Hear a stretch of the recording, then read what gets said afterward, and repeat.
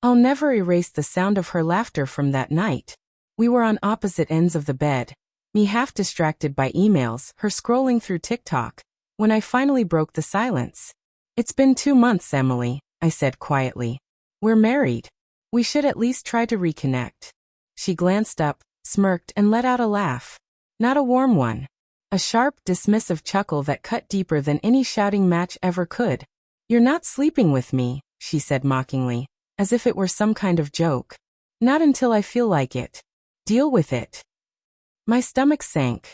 This wasn't the first time she brushed me off, but something about tonight felt different. There was no excuse, no attempt at softness, just pure dismissal, as if my needs didn't exist. I didn't argue. Instead, I lay there staring at the ceiling while she drifted into sleep, the silence between us wider than ever. The next morning I tried again. Emily, this isn't just about sex, I said. It's about us, about closeness, about being partners. She rolled her eyes. You're so dramatic. Not everything is about you. That was the moment something shifted inside me. For weeks, I'd been blaming myself. Maybe I wasn't patient enough. Maybe I wasn't attractive enough.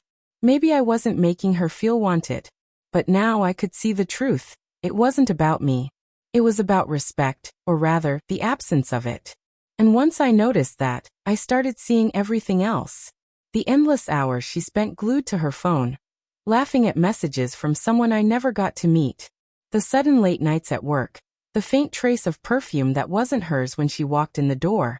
I told myself I was imagining it, but deep down I knew I wasn't. The breaking point came one Friday night. I heard her in the kitchen on the phone, her voice dripping with amusement. He's so needy, she said with a laugh. Honestly, it's like living with a teenager. No, don't worry. He won't do anything about it. He never does. I froze in the hallway, every word carving itself into me. She didn't just dismiss me, she mocked me to someone else. In that moment, the hurt evaporated, replaced by anger. While she stayed on the phone, I opened my laptop and began searching for divorce attorneys. Over the weekend, I pretended nothing had changed. I smiled, brewed coffee, made small talk. But inside I was done. My instincts told me there was more happening, and I wasn't going to blind myself to it anymore. On Sunday, Emily announced she was meeting a friend for brunch. I watched her carefully as she got ready. Full makeup, a brand new dress, and a pair of heels she hadn't touched since our wedding night. My chest tightened, but I forced a smile and simply said, "Enjoy yourself." The second she closed the door behind her, I grabbed my keys and followed. I stayed far enough away not to be noticed, yet close enough to see exactly where she went. She slipped into a small cafe, and straight into the arms of a man I had never seen before. He held her with the kind of embrace that no friend would ever give. They sat across from one another, leaning in close, brushing hands, whispering with stolen smiles. I didn't storm inside. I didn't shout. Instead, I pulled out my phone and quietly recorded.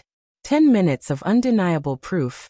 Every laugh, every lingering touch, every intimate glance. When she finally kissed him goodbye in the parking lot, I felt like fire was burning through my chest. But I also knew I had all the evidence I needed. That evening, I waited. When she came home, she wore a bright smile and kissed me on the cheek as if nothing had happened. "How was brunch?" I asked calmly. "Fine," she replied casually, slipping off her shoes. "Good," I said, reaching for my phone. "Because I'd hate to think you were lying to me." The blood drained from her face the moment I pressed play.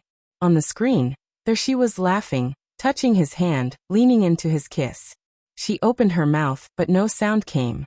"Emily," I said slowly, my voice low but steady. "Do you understand what it feels like to be laughed at in my own home, in my own marriage, only to discover this is what you've been doing behind my back?" Her hands trembled as she reached for the phone. "It's not what it looks like." "It's exactly what it looks like," I cut in sharp and cold. "And I'm done pretending this is a marriage." For the first time, I saw fear in her eyes. She grabbed at my arm, but I stepped back. "You think this is funny?" I asked, my voice shaking with anger. "You won't be laughing tomorrow."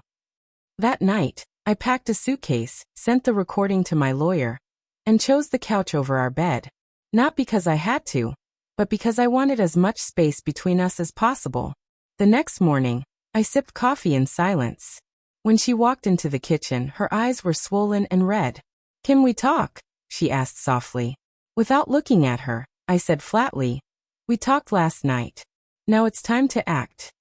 She sat down across from me, wringing her hands. "It was a mistake," she whispered. "It didn't mean anything." I finally looked at her. "Emily, you mocked me. You laughed at me. And then you betrayed me. That meant enough for you to risk everything." Her voice broke.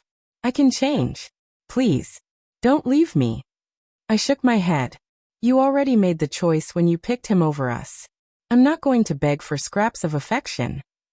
Tears streamed down her face as she clutched at my hand. "You can't just throw away everything we built." I pulled my hand back. "You threw it away, the first time you cheated, and every time you laughed at me for caring."